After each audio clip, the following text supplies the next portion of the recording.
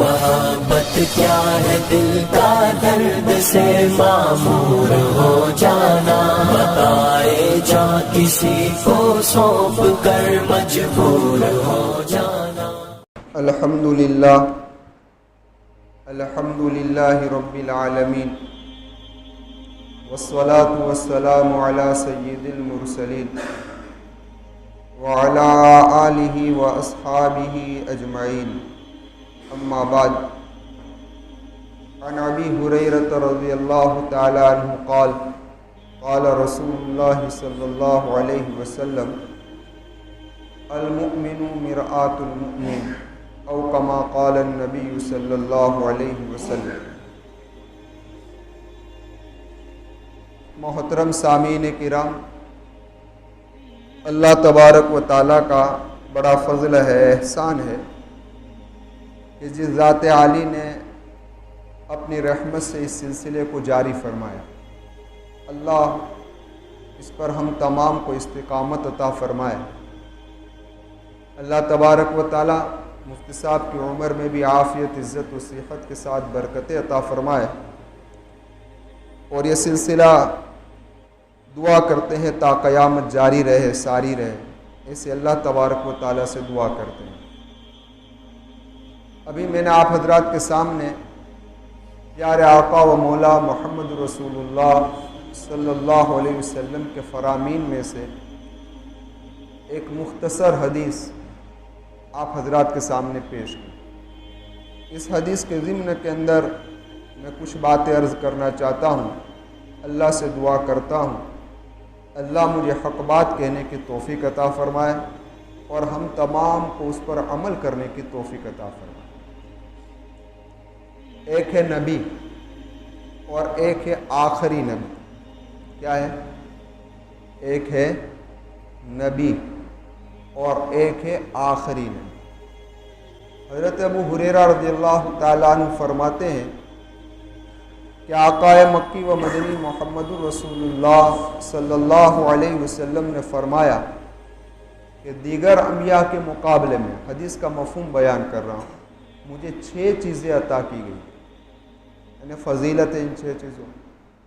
ایک تو مجھے جوامع الکلیم دیا گیا، دوسرا رعب کے ذریعے سے میری مدد کی گئی، اور ایک روایت کے اندر ہے کہ اللہ کے محبوب صلی اللہ علیہ وسلم کا رعب 1 مہینے کی مسافت پر۔ رعب کہتے ہیں کہ آدمی سامنے کھڑا ہو جائے تو ڈر جائے، یعنی بات کرنے کی ہمت نہ ہو۔ سمجھ میں آئے گا؟ اس لیے دیکھیے کہ بعض اساتذہ کا بہت رعب ہوتا ہے، وہ بچے کی پٹائی کرتے نہیں ہیں، لیکن وہ درسگاہ میں داخل ہوتے ہیں تو سارے کے سارے بچے ڈسپلن کے اندر آ جاتے ہیں۔ ایک رعب ہوتا ہے، اللہ تبارک و تعالیٰ عطا فرماتے ہیں۔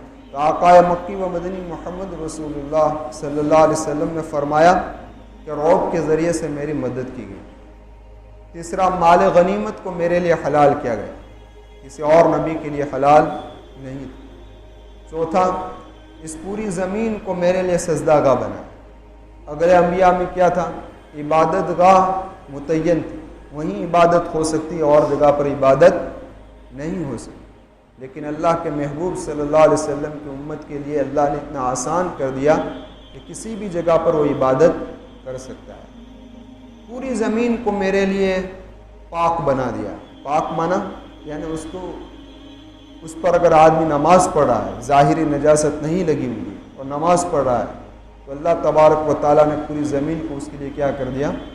پاک کر دیا۔ اور چھٹا کہ ساری مخلوق کی طرف میں نبی بنا کر بھیجا گیا۔ اگلے انبیاء ساری مخلوق کی طرف نبی بنا کر نہیں بھیجے گئے۔ یہ کیوں دیا گیا اللہ کے محبوب صلی اللہ علیہ وسلم کو یہ 6 چیزیں؟ اس بنا پر کہ نبوت کا سلسلہ مجھ پر ختم ہو گیا۔ سمجھ میں آئی گا؟ اب جب اتنی بات آپ کو سمجھ میں آئی تو اس حدیث کا پہلا جملہ جو ہے جوامع الکلیم دیا گیا، تو ایک کلیم بھی بہووچن ہے اور جوامع بھی بہووچن ہے۔ اب میں اس کی تشریح میں جانا نہیں چاہتا، لیکن صرف اتنا کہ جوامع الکلیم مجھے دیا گیا۔ اب کیا فرق ہے؟ سارے انبیاء کو اللہ تبارک و تعالیٰ نے کلیم عطا کیا، اور محبوب کو جوامع الکلیم. اب کلیم اور جوامع الکلیم میں کیا فرق ہو سمجھ لیجیے.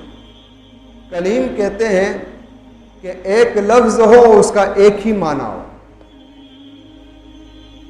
اور جوامع الکلیم کہ ایک ہی لفظ ہو لیکن اس کے کئی معنی اور مطالب. یہ اللہ کے محبوب کو دیا گیا.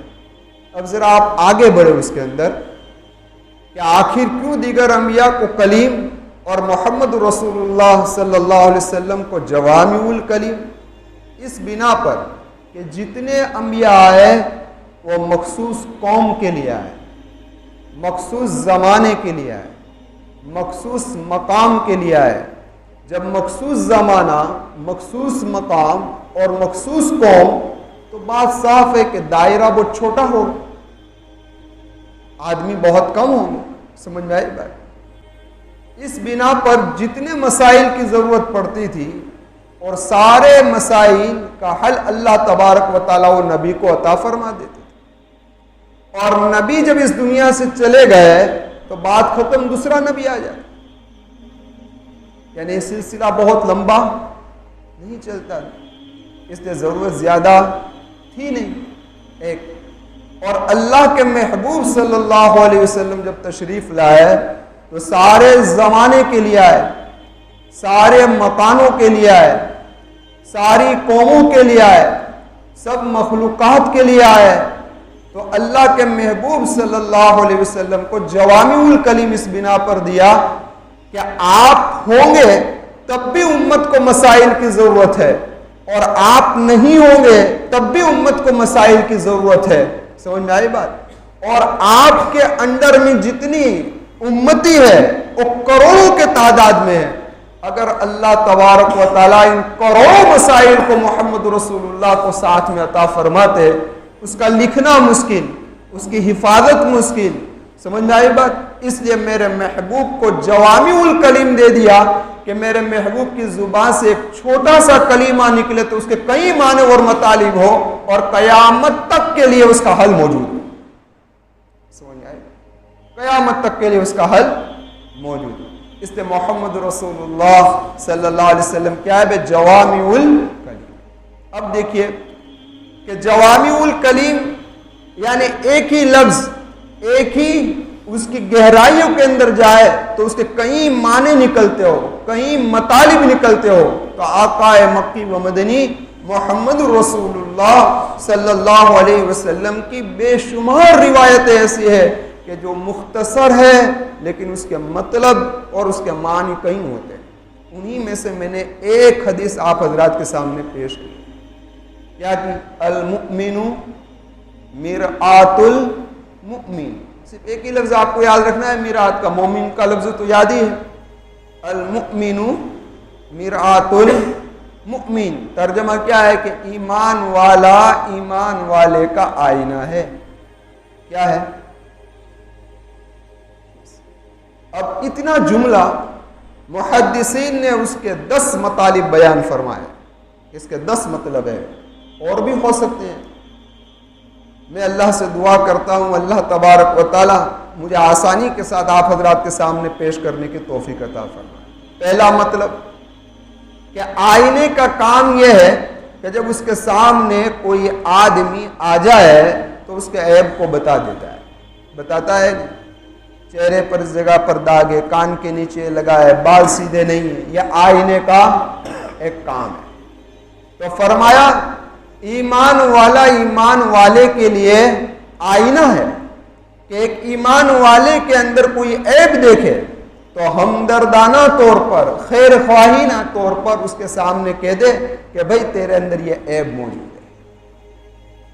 یہ پہلا مطلب. لیکن آپ دیکھیے کہ ہماری باتیں اور اسلاف کی باتیں، اسلاف جب کسی کو بتاتے کہ بھئی تجھ میں یہ عیب ہے تو اس کا فوراً اثر پڑتا تھا.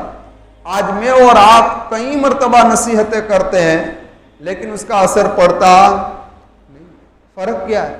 علماء نے لکھا ہے فرق یہ ہے کہ ہمارے اسلاف کے اندر جب کسی آدمی کے اندر کوئی عیب کو دیکھتے تھے تو یہ لوگ بے چین ہو جاتے تھے، بے قرار ہو جاتے تھے، اور خیر خواہی کے اندر اور ہمدردی کی وجہ سے اس کو نصیحت کرتے تھے اور راتوں کو اٹھ کر اس کے لیے دعائیں کرتے تھے، اس لیے ان کی بات فوراً اثر کرتی تھی۔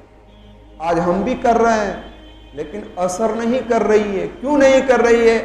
کہ صرف فارمالٹی کہہ دیا کہ میں تارا ماں ایپ ہے، سمجھ میں فارمالٹی ہو رہی ہے اور کچھ ہو نہیں رہا۔ یہ پہلا مطلب۔ دوسرا مطلب کہ آپ آئینے کے سامنے جائیں گے تو آئینہ آپ کو آپ کا ایپ بتائے گا، اسی آئینے سے آپ ہٹ گئے اور اس آئینے کے سامنے آپ کی بیوی آ گئی تو آپ کی بیوی کو آئینہ یہ نہیں کہے گا کہ تمہارے شوہر میں یہ ایپ تھے۔ کہتا ہے؟ کسی کا آئینہ کہتا ہو تو مجھے پتا نہیں، ہمارے گھر کا تو نہیں کہتا، ٹھیک ہے؟ تو اس بات کی طرف اشارہ ہے کیا کہ ایک ایمان والا جب کسی ایمان والے کے اندر عیب کو دیکھے تو اس کو بتا دے کہ بھئی یہ تجھ میں عیب ہے، کسی اور کے سامنے ڈھول نہ پیٹے، فلاں یہ کر رہا ہے، فلاں یہ کر رہا ہے، فلاں یہ کر رہا ہے۔ اللہ مجھے بھی عمل کی توفیق عطا فرمائے، ہم تمام کو عمل کرنے کی اس میں توفیق عطا فرمائے۔ تو یہ دوسرا مطلب ہے اس حدیث کا۔ اور تیسرا مطلب کیا ہے کہ جب انسان آئینے کے سامنے جاتا ہے تو آئینے کے سامنے پہنچ کر اس کو جیسا بھی اپنے جسم میں نقص نظر آتا ہے فوراً صاف کر دیتا ہے۔ یہاں داغ نظر آیا، صاف کر دیا، یہاں کچھ بالکل صاف کر دیا۔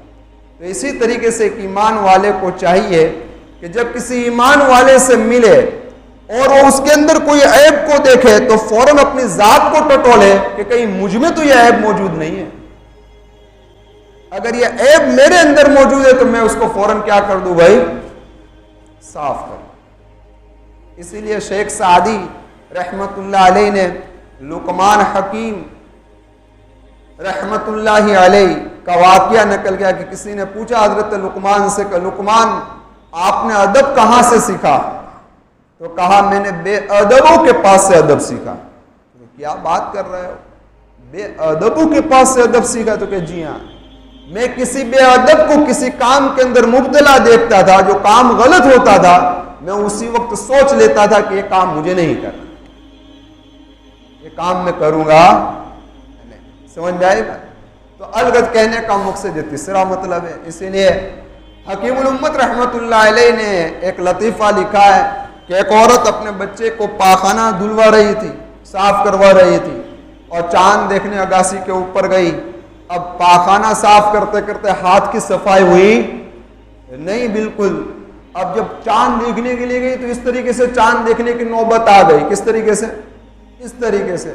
تو جب چاند کو دیکھا اس طریقے سے تو چاند تو نظر آ گیا لیکن ساتھ ساتھ میں انگلی میں پاخانہ لگا ہوا تھا تو بدبو بھی آئے گی نا، یہ بدبو بھی آئی۔ تو یہ کہنے لگی چاند تو آیا یہ مرتبہ لیکن بدبودار آیا۔ کیا کہا؟ چاند آیا لیکن چاند دیکھنے میں تو آ گیا لیکن بدبودار آ گیا۔ کسی کہنے والے نے کہا کہ چاند میں بدبو نہیں ہے، تیری انگلیوں میں بدبو ہے۔ تو آج یہی حال ہے کہ ہم دوسرے کے عیبوں کو دیکھتے ہیں، ہم اپنے عیب پر نظر کرتے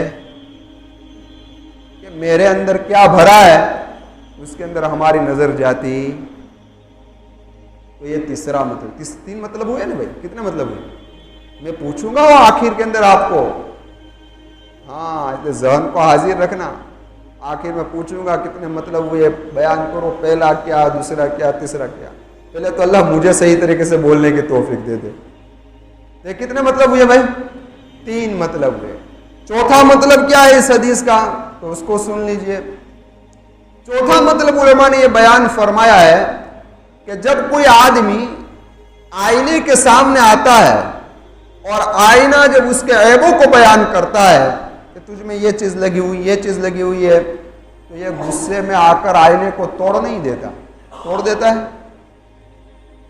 بدبخت میرے عیب کو بیان کرتا ہے تو کون اچھی کا ہے؟ اس طریقے سے غصے میں آ کر آئینہ توڑتا نہیں، آئینہ کو کوئی گالیاں بالیاں دیتا نہیں ہے، بلکہ فوراً آئینے کو دیکھ کر اپنی بھول کو سدھارنے کی، وہ سنوارنے کی کوشش کرتا ہے اور شکریہ ادا کرتا ہے۔ شکریہ کس طریقے سے ادا کرتا ہے؟ اس طریقے سے اور صاف کرتا ہے اور اچھی خوبصورتی نظر آ جائے۔ تو اسی طریقے سے ہمارا حال یہ ہونا چاہیے کہ کوئی ہماری غلطی پر ہماری اصلاح کرے تو ہمیں کیا ہونا چاہیے؟ کیا ہونا چاہیے؟ بولو نا، خوش ہونا چاہیے کہ جزاک اللہ، آپ نے میری غلطی پر میری اصلاح کر۔ ایسا نہیں کہ تو کہوا وڑا کون تنے ڈوڈایو کونے بناوی، یہ تیرا شکر یا ہے کہ آپ نے میری غلطی پر اصلاح کی۔ اللہ تبارک و تعالی مجھے بھی توفیق عطا فرمائے، آپ کو بھی توفیق عطا فرمائے۔ ایک حبشی تھا، علامہ رومی رحمۃ اللہ علیہ نے ایک واقعہ لکھا ہے کہ ایک حبشی تھا۔ اب یہ حبشی نے کبھی آئینہ دیکھا نہیں تھا اور آئینے کا نام بھی کبھی نہیں سنا تھا۔ اب راستے میں جا رہا تھا تو اس کو آئینہ نظر آیا، تو اس نے آئینے کو اٹھایا اور دیکھا، اور دیکھ کر اب صاف بات ہے آئینے میں دیکھے گا تو حبشی کا ہی چہرہ نظر آئے گا نا، کہ کسی اور کا نظر آئے گا۔ اب اس نے دیکھا کہ ایک بدصورت چہرہ، ناک چپٹی ہوئی، ایک دم کالا کلوٹا، تو فوراً اس کو پھینک دیا اور توڑ دیا۔ تیرے جیسا بدصورت تو کوئی نہیں۔ تو ہمارا حال بھی کیا ہے؟ سمجھ گئے کہ نہیں سمجھے؟ ہمارا حال بھی یہی کہ کوئی آدمی جب ہماری کمزوری کو بیان کرتا ہے کہ تمہارے میں یہ کمزوری ہے حضرت، تو ہم بھی اس کو گالیاں دینا اور توڑنا پھوڑنا شروع کر دیتے ہیں۔ تو ہم میں اور حبشی میں کوئی فرق ہے بھائی؟ کوئی فرق؟ تو اس لیے جب بھی کوئی آدمی ہمیں اپنی غلطی کو دکھلائے تو ہمیں اس پر کیا کرنا چاہیے؟ آئینے کی ایک خصوصیت یہ ہے کہ وہ زبان حال سے اصلاح کرتا ہے، زبان قال سے نہیں کرتا۔ اب زبان حال اور زبان قال کیا ہے؟ یعنی آپ کا آئینہ بولتا ہو تو ٹھیک ہے، ہمارا آئینہ تو نہیں بولتا کہ بھائی تارا چہرہ پر آ لاگل چھے پیسانے پر آ لگے، یہ زبان قال ہے۔ اور زبان حال کیا ہے؟ زبان حال یہ کہ آپ کھڑے ہو گئے تو آپ کا ایکس رے سامنے آ گیا، بتا دیا کہ یہ بھائی کمزوریاں ہیں، یہ زبان حال ہے۔ تو آئینہ انسان کی اصلاح زبان حال سے کرتا ہے، زبان قال سے نہیں کرتا۔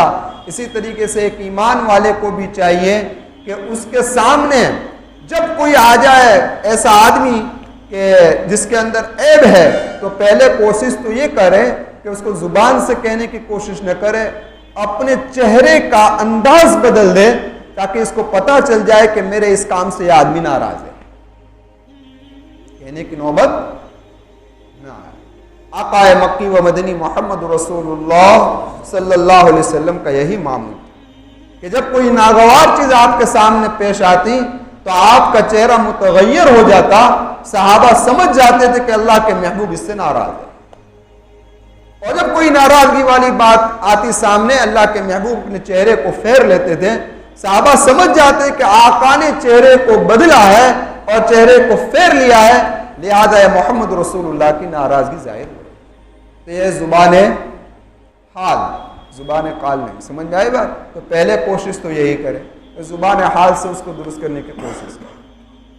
پھر آئینہ کی ایک خصوصیت یہ ہے کہ آئینہ کبھی تجسس نہیں کرتا۔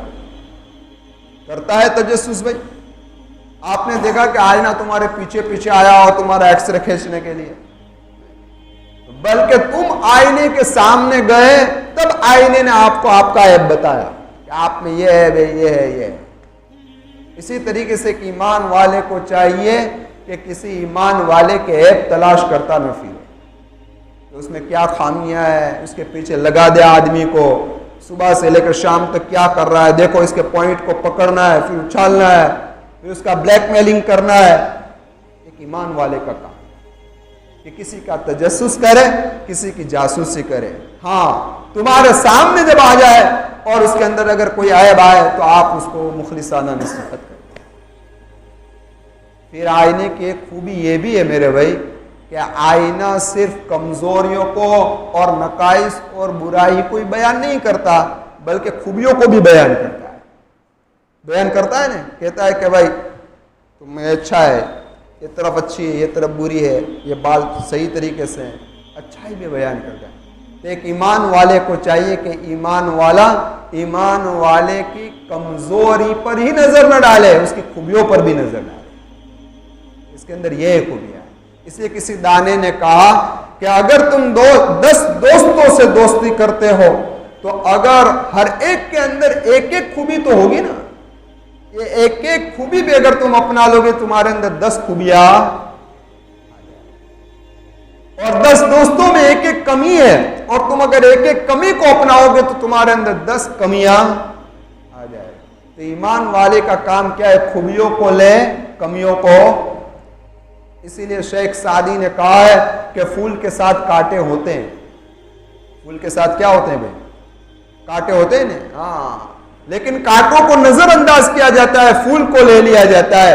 لیکن جس کا دل خراب ہے، جس کی نظریں خراب ہے، وہ مور کی خوبصورتی کو نہیں دیکھتا بلکہ مور کے پیروں کی کمزوری کو دیکھتا ہے۔ یہ کب ہوتا ہے؟ جب دلوں کے اندر کینہ آتا ہے، دلوں کے اندر کپٹ آتی ہے اور دلوں کے اندر عداوتیں آتی ہے، تو اس وقت انسان کی کمزوریوں پر نظر کرتا ہے، خوبیوں پر نظر کرتا ہے۔ یہ آئینے کی خصوصیت ہے ایک۔ اس کے علاوہ آپ دیکھیں آئینے کا کیا دستور ہے۔ آئینے کا دستور یہ ہے کہ آپ جب سامنے آئے تو آپ کا عکس اس کے اندر آئے۔ عکس آتا ہے نا اس کے اندر کہ نہیں آتا؟ آئے۔ پھر آپ چلے گئے تو اس میں عکس کیا ہو گیا بھائی؟ نکل گیا، بالکل صاف شفاف ہو گیا۔ ایک ایمان والے کو بھی چاہیے کہ ایمان والے کے ساتھ کسی مجلس کے اندر بیٹھا ہے اور اسی مجلس کے اندر بیٹھنے کے اندر کوئی ایسی بات آ گئی جس سے دونوں کے دلوں میں رنجش آ گئی تو یہ مجلس تک ہی محدود رہے۔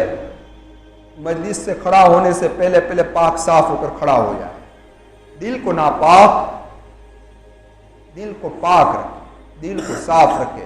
جس طریقے سے آئینے سے آدمی ہٹ گیا، آئینہ اب صاف ہو گیا، اسی طریقے سے یہ آدمی بھی کیا ہو گیا؟ مجلس میں ہو گئی رنجش ختم، مجلس چھوٹ گئی تو کہ اب تمہارے دلوں سے ساری رنجش سے کیا ہو جانی چاہیے؟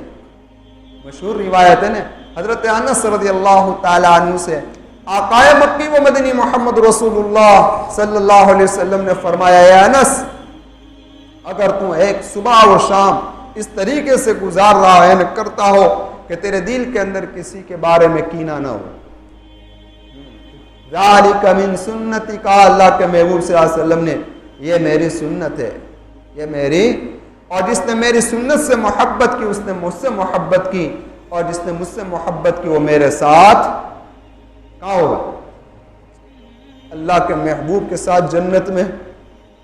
ہاں، اس لیے فرمایا کہ ایک ایمان والے کا دل ایمان والے کے بارے میں کیا ہونا چاہیے بھائی؟ کینہ سے پاک ہونا چاہیے، کینہ۔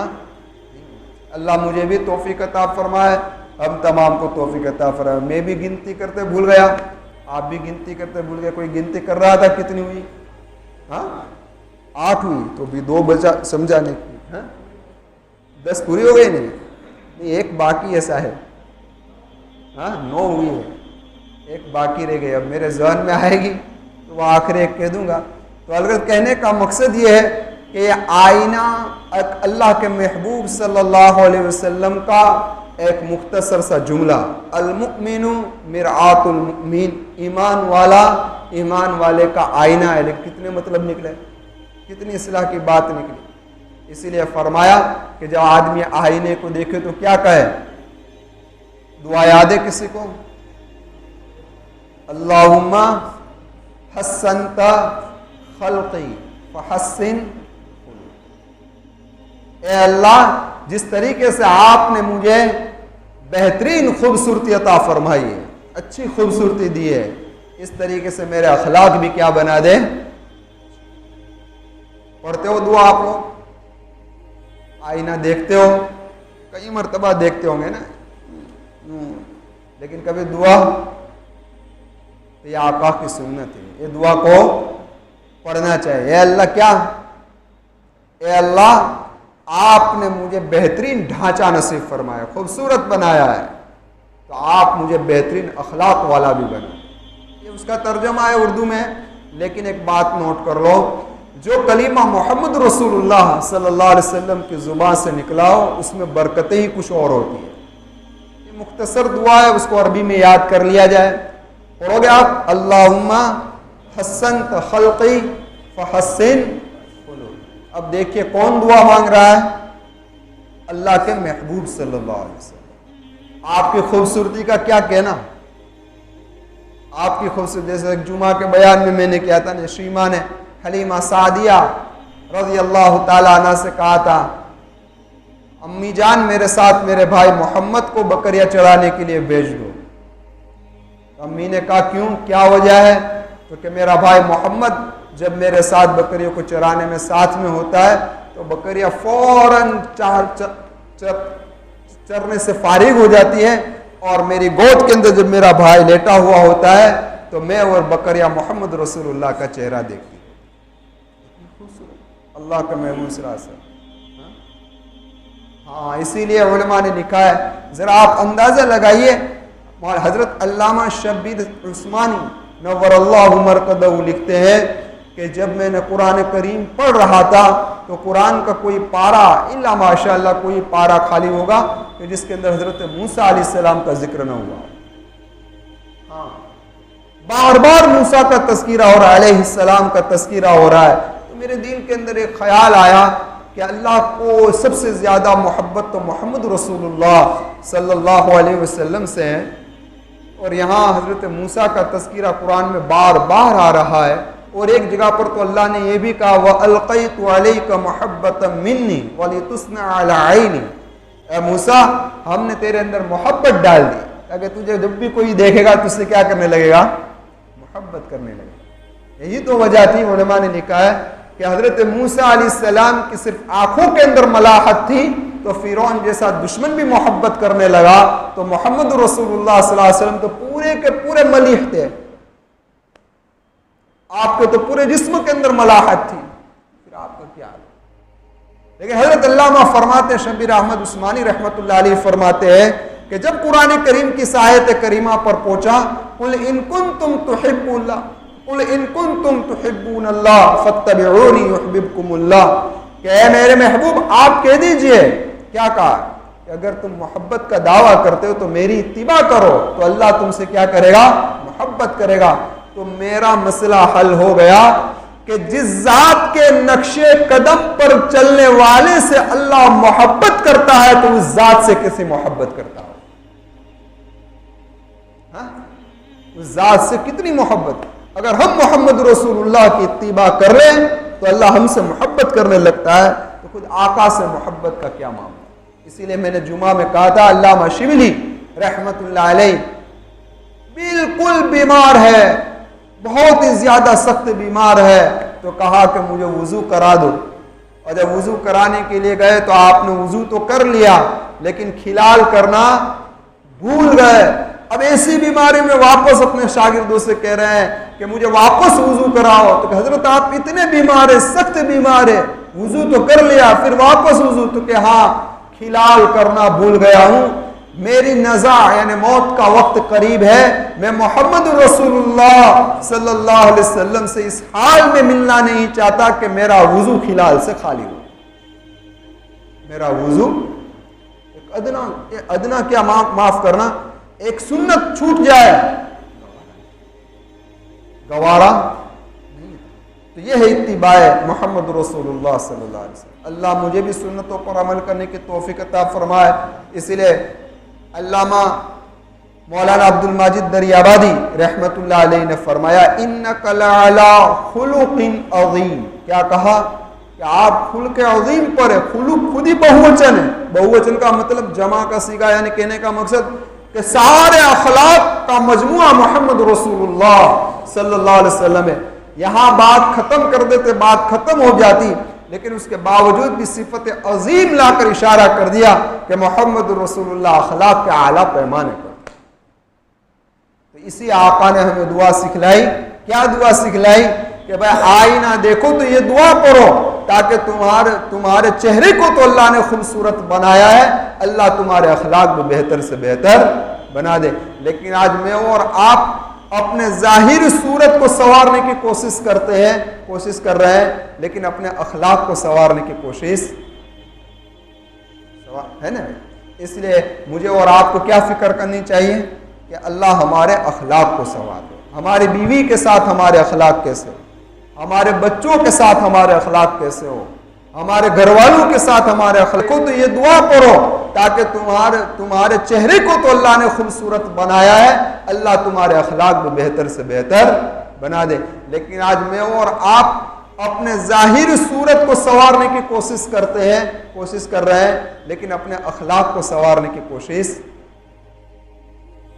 ہے نا۔ اس لیے مجھے اور آپ کو کیا فکر کرنی چاہیے کہ اللہ ہمارے اخلاق کو سنوار دے۔ ہماری بیوی کے ساتھ ہمارے اخلاق کیسے ہو، ہمارے بچوں کے ساتھ ہمارے اخلاق کیسے ہو، ہمارے گھر والوں کے ساتھ ہمارے اخلاق کیسے ہو، اور عام لوگوں کے ساتھ ہمارے اخلاق کیسے ہو۔ اللہ میرے بھی اخلاق سنوار دے، ہم تمام کے اخلاق سنوار دیں۔ تو یہ مختصر حدیث تھی جو آپ حضرات کے سامنے پیش کی گئی، اس کے اتنے مطالب تھے، ایک مطلب چھوٹ گیا ہے، انشاءاللہ سنوارنے کی کوشش ہے نا۔ اس لیے مجھے اور آپ کو کیا فکر کرنی چاہیے کہ اللہ ہمارے اخلاق کو سنوار دے۔ ہماری بیوی کے ساتھ ہمارے اخلاق کیسے ہو، ہمارے بچوں کے ساتھ ہمارے اخلاق کیسے ہو، ہمارے گھر والوں کے ساتھ ہمارے اخلاق کیسے ہو، اور عام لوگوں کے ساتھ ہمارے اخلاق کیسے ہو۔ اللہ میرے بھی اخلاق سنوار دے، ہم تمام کے اخلاق سنوار دیں۔ تو یہ مختصر حدیث تھی جو آپ حضرات کے سامنے پیش کی گئی، اس کے اتنے مطالب تھے، ایک مطلب چھوٹ گیا ہے، انشاءاللہ کیا جائے۔ سمجھ میں آئی بھائی؟ دیکھا ہوا بھی کیا ہو جاتا ہے، بھول جاتا ہے۔ اللہ تبارک و تعالیٰ اس مجلس کو قبول فرمائے۔ اللہم لک الحمد شکرا ولک المن فضلا، اللہم لک الحمد کما انت اہل، فصلی وسلم علی محمد کما انت اہل۔ وفن لوگوں کے ساتھ ہمارے اخلاق کیسے ہو، اللہ میرے بھی اخلاق سنوار دے، ہم تمام کے اخلاق سنوار دیں۔ تو یہ مختصر حدیث تھی جو آپ حضرات کے سامنے پیش کی گئی، اس کے اتنے مطالب تھے، ایک مطلب چھوٹ گیا ہے، انشاءاللہ کیا جائے۔ سمجھ میں آئی بھائی؟ دیکھا ہوا بھی کیا ہو جاتا ہے، بھول جاتا ہے۔ اللہ تبارک و تعالیٰ اس مجلس کو قبول فرمائے۔ اللہم لک الحمد شکرا ولک المن فضلا، اللہم لک الحمد کما انت اہل، فصلی وسلم علی محمد کما انت اہل، وحسنا وقنا عذاب النار، ربنا لا تزغ قلوبنا بعد اذ ہدیتنا وہب لنا من لدنک رحمہ انک انت الوہاب، رب اجعلنی مقیم الصلاۃ ومن ذریتی ربنا وتقبل دعا، ربنا اغفر لی۔ اللہم لک الحمد شکرا ولک المن فضلا، اللہم لک الحمد کما انت اہل، فصلی وسلم علی محمد کما انت اہل، وحسنا وقنا عذاب النار، ربنا لا تزغ قلوبنا بعد اذ ہدیتنا وہب لنا من لدنک رحمہ انک انت الوہاب، رب اجعلنی مقیم الصلاۃ ومن ذریتی ربنا وتقبل دعا، ربنا اغفر لی۔ عادت فرما لے، عذاب قبر سے ہمیں محفوظ فرما لے۔ اے اللہ ہمارے جسم پر عذاب قبر مبتلا نہ کرنا، اللہ بڑے گنہگار ہیں، تو ہمیں معاف فرما دینا۔ اے اللہ تیرے سامنے ہمارے گناہ ہے، تیرے علم میں ہمارے گناہ ہے، اے اللہ تیرے فرشتوں نے ہمارے گناہوں کو لکھ لیا ہے۔ اے آتی ومن ذریتی ربنا وتقبل دعا، ربنا اغفر لی۔ عادت فرما لے، عذاب قبر سے ہمیں محفوظ فرما لے۔ اے اللہ ہمارے جسم پر عذاب قبر مبتلا نہ کرنا، اللہ بڑے گنہگار ہیں، تو ہمیں معاف فرما دینا۔ اے اللہ تیرے سامنے ہمارے گناہ ہے، تیرے علم میں ہمارے گناہ ہے، اے اللہ تیرے فرشتوں نے ہمارے گناہوں کو لکھ لیا ہے۔ اے پہلے ہر گناہ سے پکی و سچی توبہ کی توفیق عطا فرما دینا۔ بہت سارے معاملات ہمارے ساتھ لگے ہوئے ہیں، اے اللہ ان معاملات کا سلجھانا آسان فرما دے۔ اے اللہ جس کا حق نکلتا ہے اس کو حق ادا کرنے کی ہمیں توفیق عطا فرما دے۔ اے اللہ بہنوں کے حقوق کو دینے کی توفیق دے دے، بھائیوں کے حق ادا کرنے کی توفیق دے دے۔ علم کو لکھ لیا ہے، اے پہلے ہر گناہ سے پکی و سچی توبہ کی توفیق عطا فرما دینا۔ بہت سارے معاملات ہمارے ساتھ لگے ہوئے ہیں، اے اللہ ان معاملات کا سلجھانا آسان فرما دے۔ اے اللہ جس کا حق نکلتا ہے اس کو حق ادا کرنے کی ہمیں توفیق عطا فرما دے۔ اے اللہ بہنوں کے حقوق کو دینے کی توفیق دے دے، بھائیوں کے حق ادا کرنے کی توفیق دے دے۔ زندگی عطا فرما، تیری رضا کے اندر گزرے ایسے شکل صورت پیدا فرما، تیری ناراضگی سے حفاظت فرما لے، تیری ناراضگی سے حفاظت فرما لے۔ اور اے اللہ جب موت کا وقت قریب آ جائے، اے اللہ آپ بھی راضی ہو جانا، اور کلمہ لا الہ الا اللہ محمد رسول اللہ صلی اللہ علیہ وسلم کو زباں پر جاری و ساری فرما دینا، اور اس کلمے کو آپ قبول کر گزرے ایسے شکل صورت پیدا فرما۔ تیری ناراضگی سے حفاظت فرما لے، تیری ناراضگی سے حفاظت فرما لے۔ اور اے اللہ جب موت کا وقت قریب آ جائے، اے اللہ آپ بھی راضی ہو جانا اور کلمہ لا الہ الا اللہ محمد رسول اللہ صلی اللہ علیہ وسلم کو زباں پر جاری و ساری فرما دینا، اور اس کلمے کو آپ قبول محمد رسول اللہ صلی اللہ علیہ وسلم کی زیارت ہو جائے۔ اے اللہ تو ان سوالوں کے جوابات دینا، ہمارے لیے آسان فرما دینا، ہمارے قدموں کو ثابت رکھنا، ہمارے قدموں کو ثابت رکھنا، ہمارے قدموں کو ثابت رکھنا۔ اے اللہ ہمارے مرحومین کی مغفرت فرما دے، ہمارے والدین تیرے پاس پہنچ چکے ہیں، جن کے بھی پہنچے ہیں اے اللہ ان کی مغفرت فرما دے۔ اے اللہ تو ان سوالوں کے جوابات دینا، ہمارے لیے آسان فرما دینا، ہمارے قدموں کو ثابت رکھنا، ہمارے قدموں کو ثابت رکھنا، ہمارے قدموں کو ثابت رکھنا۔ اے اللہ ہمارے مرحومین کی مغفرت فرما دے، ہمارے والدین تیرے پاس پہنچ چکے ہیں، جن کے بھی پہنچے ہیں اے اللہ ان کی مغفرت فرما دے۔ اے اللہ جس طریقے سے ہماری پوری زندگی بھر انہوں نے ہم پر رحم کا معاملہ کیا ہے، ہم پر کرم کا معاملہ کیا ہے، اے اللہ آج وہ رحمت کے محتاج ہے، وہ کرم کے محتاج ہے، منو من مٹی کے نیچے سوئے ہوئے ہیں۔ اے اللہ اب ان سے کوئی عمل بھی نہیں ہو رہا ہے۔ اے رحیم مولا ہم گنہگار بندے ہیں، ہم گنہگار اولاد ہیں، ان مرحومین کے لیے دعا کرتے ہیں اے اللہ ان کی قبروں کو نور سے منور کر دے۔ جنت وہ کرم کے محتاج ہے، منو من مٹی کے نیچے سوئے ہوئے ہیں۔ اے اللہ اب ان سے کوئی عمل بھی نہیں ہو رہا ہے۔ اے رحیم مولا ہم گنہگار بندے ہیں، ہم گنہگار اولاد ہیں، ان مرحومین کے لیے دعا کرتے ہیں اے اللہ ان کی قبروں کو نور سے منور کر دے۔ جنت اللہ ان تمام کی مغفرت فرما دے، ان کی قبروں کو نور سے منور کر دے۔ ہماری اولاد میں سے بھی اگر کوئی پہنچ چکا ہو تو ان کی بھی مغفرت کر دے۔ اے اللہ جو اولاد حیات ہے انہیں نیک بنا، صالح بنا، دین کے داعی بنا، متقی بنا، پرہیزگار بنا، ہماری آنکھوں کی ٹھنڈک بنا، ہماری آنکھوں کی ٹھنڈک بنا، اور اے اللہ انہیں حلال رزق نصیب فرما، حرام رزق سے ان کی حفاظت فرما لے۔ اے اللہ یہ مجمع یہاں پر بیٹھا ہے، اے اللہ صرف حدیث دین کے داعی بنا، متقی بنا، پرہیزگار بنا، ہماری آنکھوں کی ٹھنڈک بنا، ہماری آنکھوں کی ٹھنڈک بنا، اور اے اللہ انہیں حلال رزق نصیب فرما، حرام رزق سے ان کی حفاظت فرما لے۔ اے اللہ یہ مجمع یہاں پر بیٹھا ہے، اے اللہ صرف حدیث کو خزانہ غیب سے پورا فرما دے، ان کی مشکلوں کو آسان فرما دے، ان کے حالات کو درست فرما دے، اور اے اللہ شیطان کے فریب سے ان کی حفاظت فرما لے، نفس کے فریب سے ان کی حفاظت فرما لے، اور اے اللہ ان کو پابندی کے ساتھ درس حدیث میں آنے کی توفیق عطا فرما دے، اور اسی طریقے سے درس قرآن میں بھی آنے کی توفیق عطا فرما دے۔ ان کی مدد فرما، ان کی نصرت فرما، اور ان کے دلوں میں جو جائز تمنا ہے اے اللہ ان کو پورا فرما۔ اے اللہ جن لوگوں نے ہمیں دعاؤں کا کہا ہے اے اللہ وہ ہم سے عطا فرما دے، اور اسی طریقے سے درس قرآن میں بھی آنے کی توفیق عطا فرما دے۔ ان کی مدد فرما، ان کی نصرت فرما، اور ان کے دلوں میں جو جائز تمنا ہے اے اللہ ان کو پورا فرما۔ اے اللہ جن لوگوں نے ہمیں دعاؤں کا کہا ہے اے اللہ وہ ہم سے وہ بھی اپنے فضل و کرم سے عطا فرما۔ اللہم انی اسألک من خیر ما سألک منہ نبیک محمد صلی اللہ علیہ وسلم ونعوذ بک من شر ما استعاذک منہ نبیک محمد صلی اللہ علیہ وسلم۔ انت المستعان وعلیک البلاغ، لا حول ولا قوة الا باللہ۔